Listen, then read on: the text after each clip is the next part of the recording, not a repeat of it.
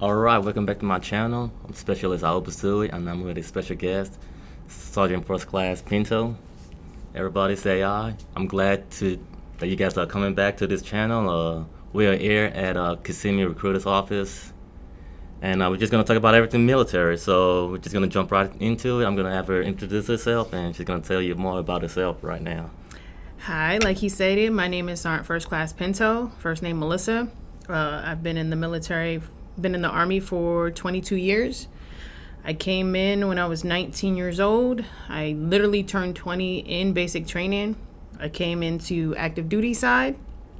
Came in as a 92 Yankee, which is supply, logistics, best job ever. Did my 4 years and then ended up having my oldest daughter. So transferred over to the reserve, which just worked better. And then in 2021, switched back to active duty. And here I am. All right, so she has a lot of knowledge, and we're going to get right into it. So let's talk about age requirements, or let's talk about requirements that you need to join the military. What are like some of the requirements that when it comes to age requirements, how old do you got to be, or how old do you have to be to join? Okay, so it depends, right? On the reserve side, you have up to 43. And then on active duty, you have 42. Okay. It used to be lower, but they just changed it to a higher age limit. So what is the youngest you could join the military? Oh, as soon as you graduate. All right. As soon as you graduate high school. So you just got to graduate high school 17, first. you can join at 17, but you need your parents' permission. All right. So what's the real physical demand that comes with like joining the military? Is it like if you're older, is it more than like just joining right out of high school, or is there any difference between them? To be honest, it all depends, right? So you have people that are older, right, and more fit, right? You can go to the gym right now and see a 35-year-old benching 2 something, and you have a 16-year-old come in benching 120, right? Yeah. It all depends on that person and their body fit and what they're capable of. I'm 42 years old, and I still keep up with the younger people. So it's all on you. If you're determined, you're gonna do it. Yes. And when it comes to joining at 35, is it more easier to join? Like what? Explain that to me. Like when it comes to like the amount of running, the amount of a time that's is it the same as the 18? Okay, if I'm 35, am I still gonna be having to run the same time as? No, it goes off your age. It goes off your age, your MOS. Okay. Right, and whether you're a male or female. All right. So we have a chart that breaks it down. Okay. You can Google it if you like. Right. Too much to put like in Yeah. sections, but it's definitely off your age, whether you're a male or female, and then your job.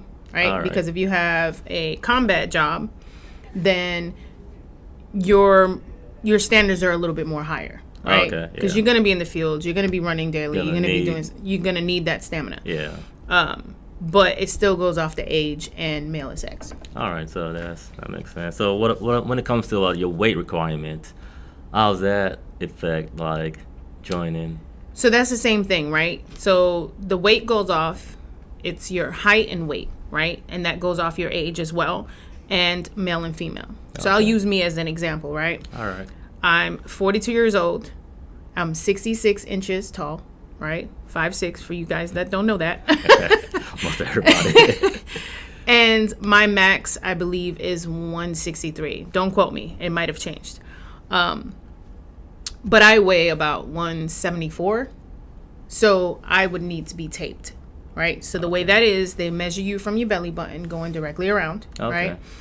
And with my height and my weight and my age, I get up to 36%, right? With my measurements, I'm at 34%. So I'm still within my limits. Okay. So it all depends on how tall you are, how old you are, and how much you weigh. Okay. So I should say you can still join if you're a little bit overweight. Just gonna depends on your age and how tall you are and everything else that comes with it.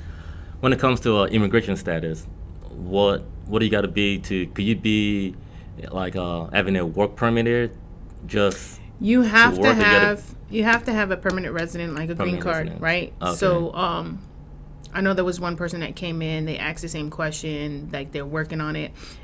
You have to have one. It has to be. There's no way around it. Just have to be a permanent resident. Yep. That's it. And dual citizenship. If I have a dual citizenship from another country, can I still join, or is You can still join, but you'll end up giving up your dual citizenship. Okay, so you have to give it up, your dual citizenship. Yeah. Once you join the Army, you're giving it up. Okay. And is that process like you're just giving it up, or is there a process to it, or is there? No, we input it into the system when we build you into the packet. Okay. So it's not a big process. All right, that's good.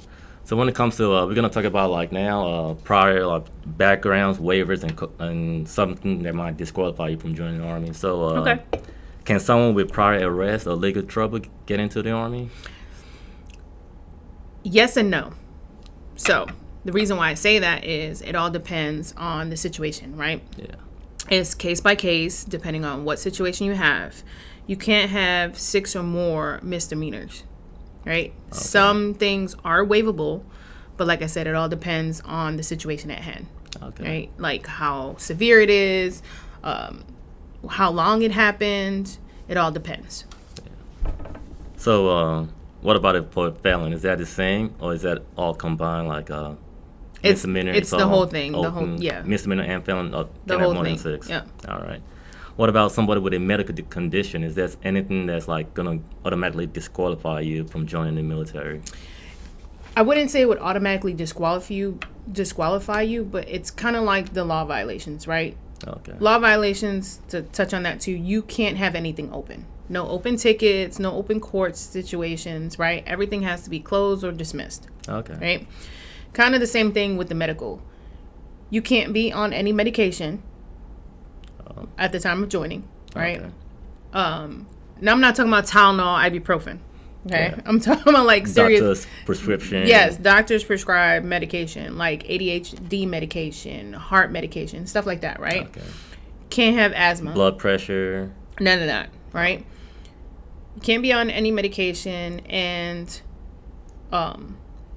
some of the medical issues that you've encountered can be waivable. Like I said, it all depends on what it is and how severe it is. Okay. So Case by case. case by case. Yeah. All right. So come on in and ask. Yes, We'll answer your questions.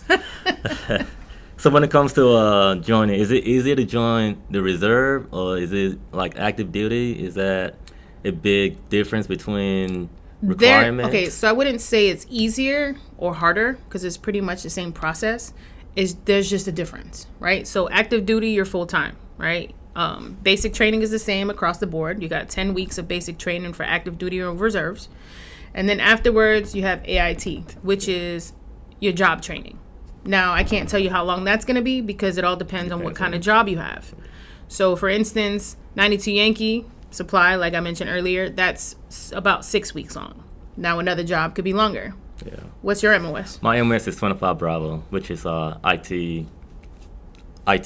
And how long was your AIT? It was 22 weeks. See the difference? 22 weeks, and it was a long, brutal 22 weeks. It was during the winter. It was snowing, snowstorm in Georgia. It wasn't the best, but I came in the wintertime too. yeah.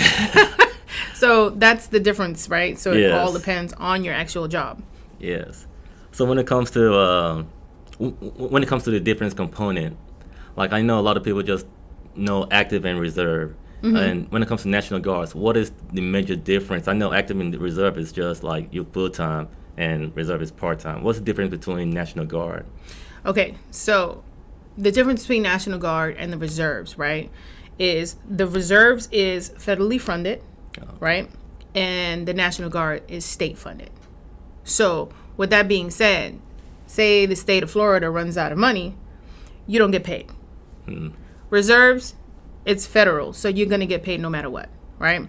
That's one difference. Another one is the reserve you can transfer from any unit in any state or country.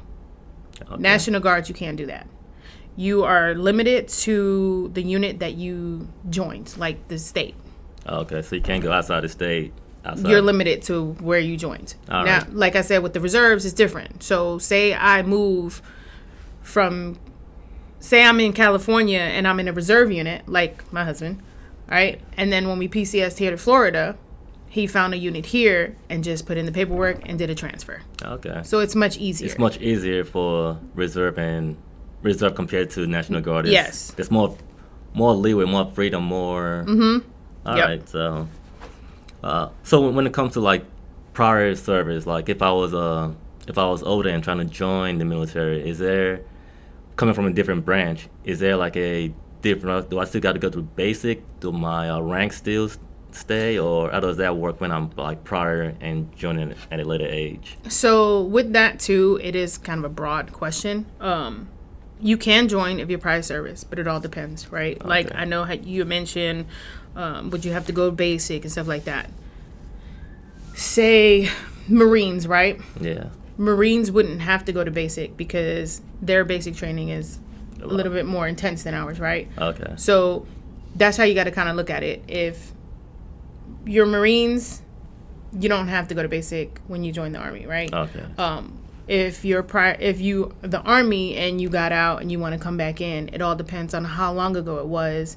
Then you might have to do basic training again, or you might not. It's the time frame. Why'd you get out? Okay.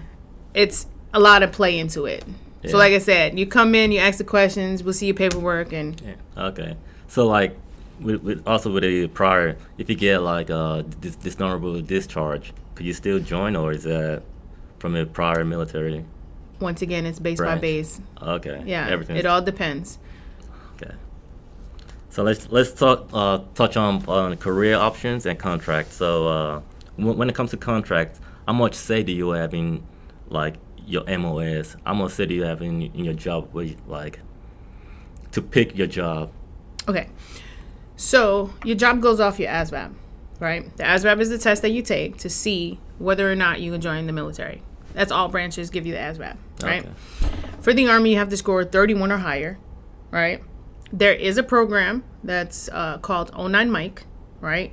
That one you can join if you get a score between 24 and 30, right? It's a program where you go to Fort Jackson, you do like a school where you have an actual teacher, and all they do is study on the ASVAB. Oh. Once you pass it there, then you get a choice of jobs, but it's limited. Oh, okay. Right? Not compared to you actually taking the ASVAB, scoring 31 or higher, and then getting job based off of what you score. How long is that class for?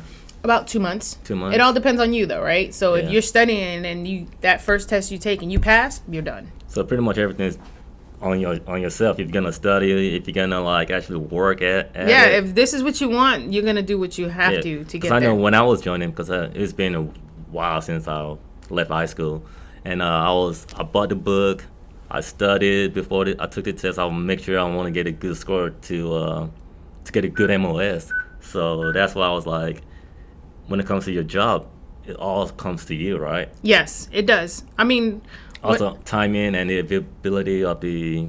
Yes, so it does go off your score and availability, right? So there are 8 sections of the ASVAB, right? So say you score higher on the maintenance side, then more of the maintenance jobs are going to pop up when you're done, right? For me, I'm better at clerical, administrative, organizations. Then that's why one of the jobs was supply. Yeah. Now, you can score high, right? And say you want a certain job. But if it's not available at that time, I'm not going to lie, we can try our best to get it. Yeah. But what we can do is get you something similar, something close. The one thing I do love about the Army is you can have multiple MOSs. Right? So, for instance, I'm going to use my husband again. He has 3 MOSs. Okay. Right? He came in active duty as infantry. He did his 4 years. He switched over to the reserves and reclassed to 92 Yankee, which is supply. And then when we moved from California here to Florida, he reclassed as an 88 Mike. And now he's transportation. So it is possible to have multiple MOSs. It is possible to get other options later on in your career. Yeah. So what is the best way? Is it even possible to get stationed if you're active, to get like stationed close to your home or close to wherever you want to get a pick where you want to go. Is that possible, or is that just? So I'm gonna be honest with you, okay? Because I don't like to lie. Love being honest. Yes, we got to be honest. If you go active duty, getting stationed where you live is near to impossible. And to be frank, most people that go active don't want to be close to home, right? When I joined, I was ready to get out of New York, right? I did not want to be in New York. So the further you got me, the better, right? Reserves is totally different. The reserves is, since it's part-time, you usually stay where you join. Okay. Unless there's a specific job that you're trying to get, we can try to look at other states to get it for you. And then you would have to commute, or if you move to that state, it would be easier. Yeah. So, like I said, base to base, right? Yeah. It all depends. Active duty, you ain't looking at it. Because some states don't have it, right? Yeah. Like Florida, there is no Army base here. Or for another example, California. If you live in San Diego, the closest Army base is Fort Irwin. That is not around the corner. No. It's not. That's something to think about. All right. So when it comes to like I know a lot of people was asking about option 40 and option 42. Could you like tell us more about that? And is that possible like to be on your contract, or how does that work? Okay. So option 40 is Ranger, right? And option 42 is Special Forces. Right now, Special Forces is not an option. There have been some cases where Ranger has been an option, but like I said before, it's availability, your score is a lot to play in it. Okay. So I can't sit here and be like, oh yeah, you can get it. This is what you can get. No, it all depends on what you score, if it's available at that point. Okay. And what are the contract type? Like, what are the options for your contract? As far as like active duty or reserve, like if I want to join the military, what's my option? Like, okay, you're gonna serve for like 4 years or 3 years, or so you're obligated for 8, right? 8 years, okay. Your contract could be 4 years, but you're still obligated for 8. So, like I mentioned before, I came in as active duty. I did my 4 years. I got stationed in Hawaii, did my 4 years. And then I was like, okay, I'm going to get out because I married another soldier. Yeah. And then I was put on the IRR, which is inactive ready reserves, right? Where you're not doing anything for the military, but if they need you, they can call you back. All right. And then that 3rd year, they gave me a call and was like, hey, you have 1 more year left. Would you want to come back in? And I was like, yeah, put me back in. So the IRR, that's the... when people talk about their contract, like, oh, I'm going in, I'm in it for 4 years, I'm in it for 3 years. The RR is gonna match the last 8 years. Mm-hmm. So it's active. So say I did my 4-year contract, right? Mm-hmm. You're obligated for 8. So I did my 4, and say I re-enlist for another 2. That's 6, right? Yeah. So then I still owe 2 more, and then you can be on the IRR for those 2. Okay. All right. So let's talk about money, bonus, and benefits. So yay. That's what everyone want to know. Like, do you lose any benefits if you join at a later age? Like, if you're like 35, you're 40, you want to join at a later age, or do you gain anything, or? It's the same across the board. Same across the board. Across the board. Bonuses right now, like I said before, it's kind of like the jobs, right? It's all based on what you score, what's the availability, right? Once you score on your test, it inputs into the system. We go in there, we pull it up. All your job listings will come up. It'll show you which one has bonuses. It'll tell you how much. It'll tell you if some job options will let you know, hey, you got an option to go this place or this place. So like I said, it all depends on what you actually score. Okay. So when it comes to your like spouse, like, is there anything extra for them? Like, if you go in, are they getting talk about BAH and any? Okay, so with that, right? As a single soldier, when you're coming in, you get the barracks, right? So, like we say, you don't have to pay for rent, you don't have to pay for electricity, so you're basically living for free. Yes. Then you don't have to worry about food because you're eating at the DFAC, right? Yes. So that's free as well. Or MREs, which is also... That's when you're in the field. They're not that bad. It's not. There's some good ones in there. There's some really good ones. And once you get married or you have a kid, which is dependent, then you won't be living in the barracks anymore, right? Because you can't have your wife or your kid living in the barracks, right? So now you would qualify for BAH or BAS. BAH is for housing. BAS is for food allowance. Okay, right? So that's two different, yes. BAH and BAS? Yes, because the Army is going to make sure that your dependents are taken care of. All right. So that money is for your dependents, not so it's for you. extra money that you get to help with your dependents. Okay. When it comes to family lifestyle and you, how does it work when you're married and having kids change your contract? Does it change it? Like, is there anything special that you could be like, oh, it's my kids or? So that's kind of broad, but it depends. So there is some kind of programs, right? I know one of my close friends, she was active duty, now she's reserve, and she has a disabled son. It's one program that they have, but so when she needs to relocate somewhere else, they have to make sure that program is in that place. So it does limit you to different stations, right? Okay. You know how we can go anywhere? When you have something in that situation, it does limit you to where you can go to help benefit your kid. Okay. Does that make sense? Yeah, absolutely. And when it comes to like a single parent, like is there a limit on children or like dependents they have to join, or is there like a cap on? So if you are a single parent, you won't be able to join active duty unless you sign over your rights to someone else. All right. So right. Like and a parent. I've seen people do it. To go active duty, yes. You got to sign over. To go active duty, you can't be a single parent. Okay. Right.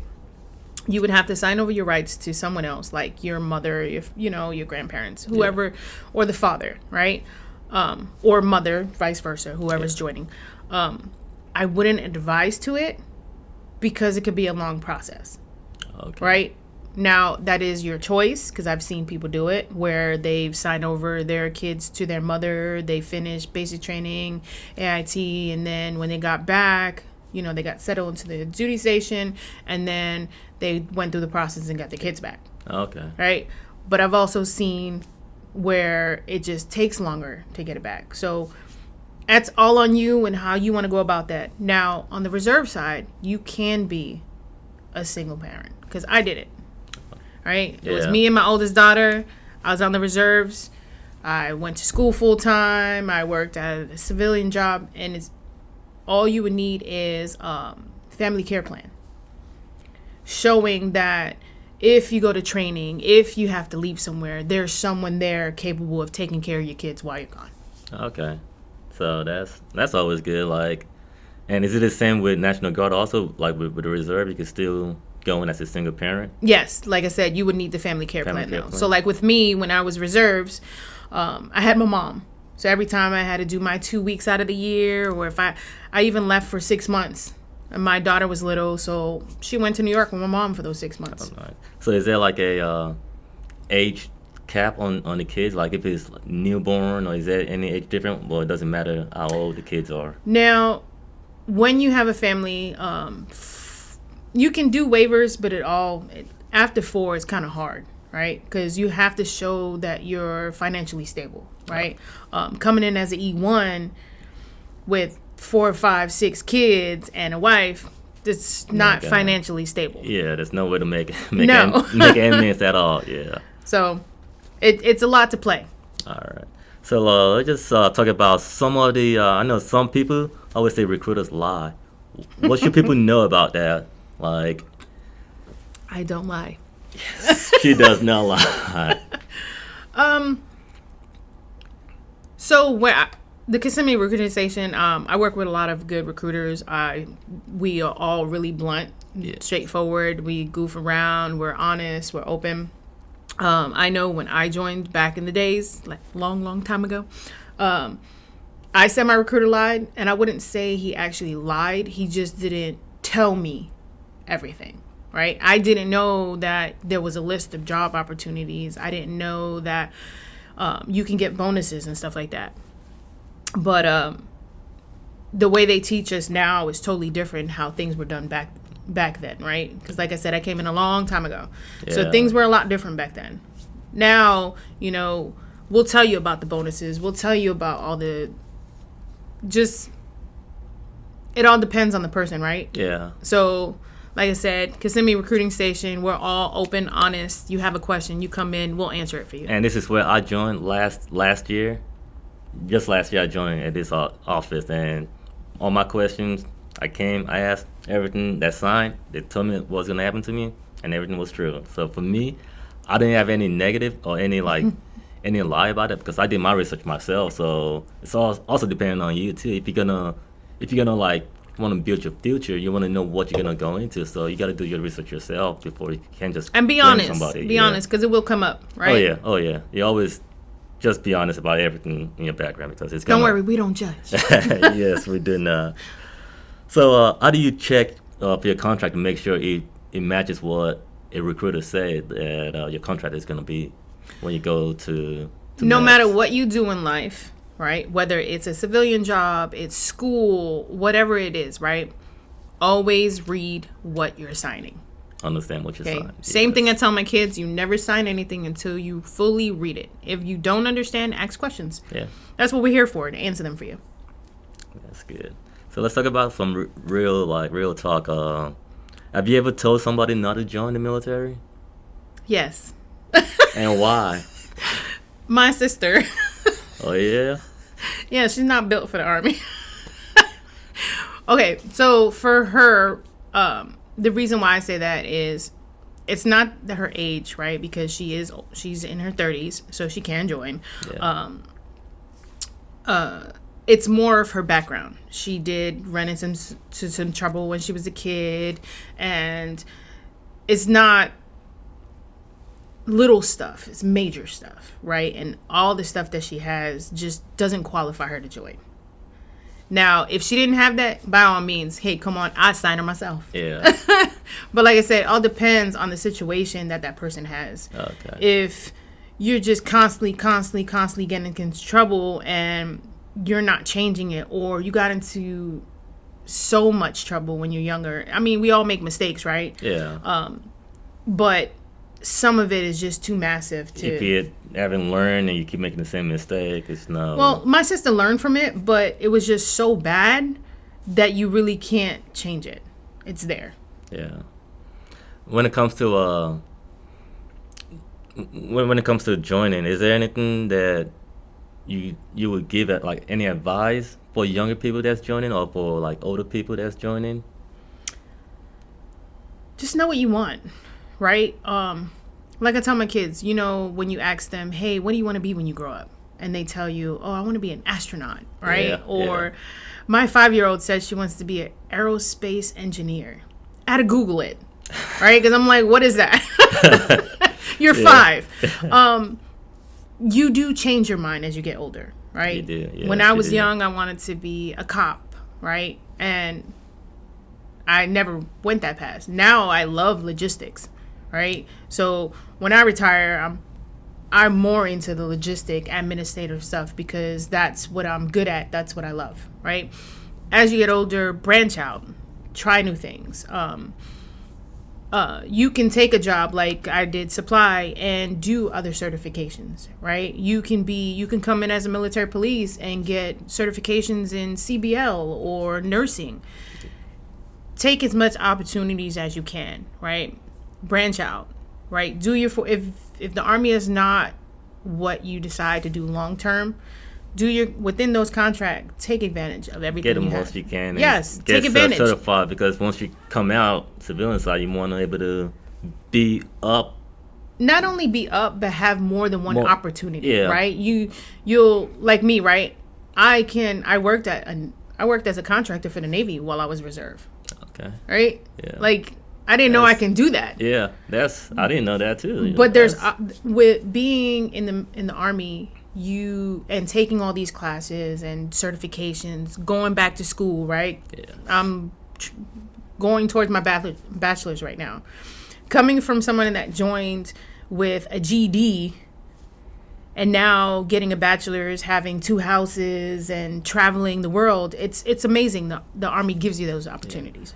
Yeah. And getting your bachelor's, is the Army paying for that, or how does that? Yes, the Army is paying for it. Some of the benefits of joining, even if you're using it later. And some people have that misconception, oh, if I go active, I won't be able to go to school. That is a lie. Yeah, that's a lot of stuff that I heard, like, oh, if you go active, you can only take 1 class a semester or something like that, or is that... See, but that's on you, right? Like you said, right? It's all what you want. I did about 2-3, when I came in active duty, I did 2-3 classes a semester. Was I tired? Yes. Yeah. But if you want it, this is what you're going to do, right? Yeah, I was single, no kids. So my free time, all I did was study and do my schoolwork, right? And then as long as you talk to your NCOs, your supervisors, hey, this is the goals I have. This is the plan I want. How can I go about doing it? They'll work with you, right? Hey, on this day, I'll let you leave a little early if you get this work done so you can go and study for your exam. Okay, that makes stuff sense. Like that. Yeah, so you just gotta talk. You can't just, like they say, you can't suffer in silence. So like they say, closed mouth don't get fed. Exactly. Yes. So is there any advice you want to give anybody that's joining? Excuse me. Like that's coming in. So we at the Kissimmee office right now. So if you're in Central Florida, is there anything that you want to tell anybody that wants to join, that wants to that's thinking that's on the verge of joining, but they keep getting my family, because I know a lot of my civilian job, when I talk to people, they were like, oh yeah, I would like to join, but my wife won't let me, or but this, but that, I want to start a family. That's kind of hard, right? Like, I'll take the example of you just said, oh, I want to join, but my wife doesn't want me to join. Then you need to explain to your wife, right? Why is it that you want to join? Yeah. Right? You want to give yourself a better opportunity, right? You want a better path. You don't want to be stuck working at Walmart for the rest of your life, right? Yeah. You want a career. You want options. You want to be able to give her options, right? Let her know, look, this is the opportunities we'll get. We can travel the world. I've been, just me alone, being stationed. I've been Hawaii, Kansas, Kentucky, here in Florida, California. Training wise, I've been to Wisconsin, South Carolina, North Carolina, Virginia, Texas, Massachusetts, right? The possibility is endless. And then on leisure time, because we get vacations too, paid vacations. I've been to Dominican Republic, Puerto Rico, Grand Turk, right? And then I'm taking my daughter to Japan next year. Wow. So what kid can say, or what family can say, oh, I've been to all these places, and most of them for free because the military is sending you, right? Yeah. So, I mean, why not take advantage of all the stuff that we have to offer instead of struggling every day? Yeah, that's living paycheck to paycheck, struggling. And if you're working at Walmart or McDonald's, you have no retirement, you have nothing. Why don't you start something new and just start building? That's what I try to tell them. So you're gonna be doing this for the rest of your life. Where when you get older, your body won't be built for that. So that's what I said. Take advantage of what it has to offer. Yes. All the benefits, right? Because you have medical, dental. Active duty, you get free medical, free dental, and then your dependents, you pay a certain portion a month. And they're covered too. All right. Well, thank you very much for coming to my channel. Once again, this is Sergeant First Class Pinto at Kissimmee Army Recruit. If you got any questions, if you're anywhere in Central Florida, or even if you're not in Central Florida, you can always get in touch with her. My number is 813-226-7579. Thank you again. Comment if you have any questions. Comment on this video. Like this video, subscribe to this channel, and we'll see you again next time. Thank you very much. Bye. Thank you. Okay.